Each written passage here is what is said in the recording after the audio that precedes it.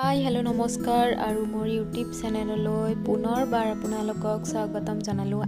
আজি লৈ আহিছোঁ এটা ৰেচিপি আৰু ৰেচিপিটো হ'ল কঁঠালৰ তৰকাৰী। আহকচোন তেতিয়াহ'লে আমি ভিডিঅ'টো আৰম্ভ কৰোঁ। কঁঠালখিনিৰ ওপৰৰ বাকলিখিনি গুচাওঁতে আপোনালোকে মিঠাতেল লগাই ল'ব হাতত, নহ'লে মানে আঠা লাগি যাব। আৰু এনেকৈ মই ডাঙৰকৈ পিচ ৰাখিছোঁ আৰু এইখিনি নিমখ পানীত মই 5 মিনিটমান ৰাখিছিলোঁ। আৰু কঁঠাল কেইপিচ আমি বইল হ'বলৈ দিম, সেইকাৰণে কুকাৰতে একেলগে নিমখ আৰু হালধি দি দিম আৰু এটা চিটি যোৱালৈকে বইল হ'ব দিম।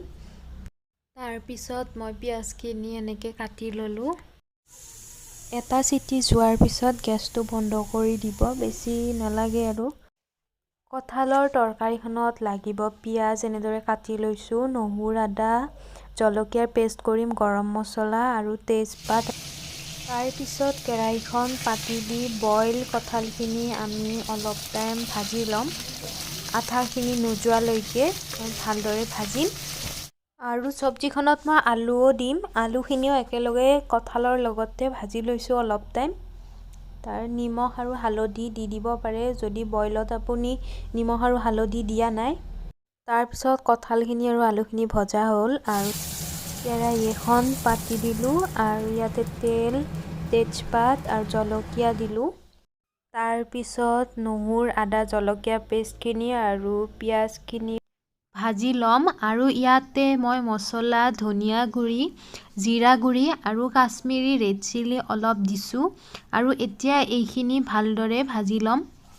কাশ্মীৰী ৰেড চিলিটো দিলে কালাৰটো আমাৰ ধুনীয়া হয়। আৰু এনেকুৱা হোৱাৰ পিছত আমি ভাজি থোৱা আলু আৰু কঁঠালখিনি ইয়াতে ধুনীয়াকৈ ভাজি ল'ম যাতে তলত নালাগে, এনেকৈ ভাজি ল'ম। আৰু এইখন চব্জি ভেজিটেৰিয়ান লোকৰ বাবে ভাল হয় খাবলৈ।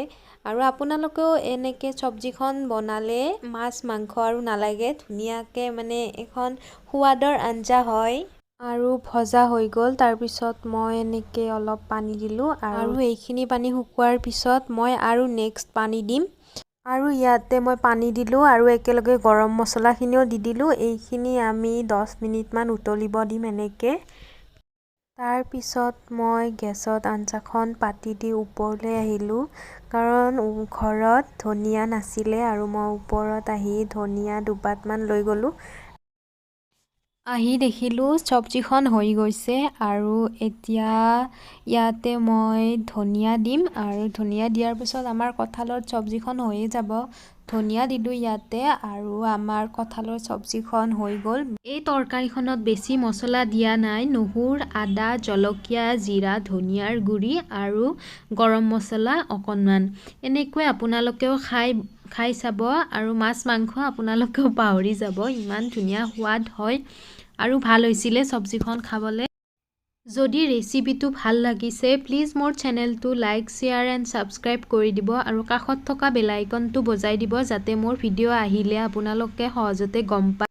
তেতিয়াহ'লে আজিলৈ আহিছোঁ, পুনৰ এক ভিডিঅ' লৈ আহিম আপোনালোকৰ মাজলৈ। শেষলৈ চোৱাৰ বাবে বহুত ধন্যবাদ।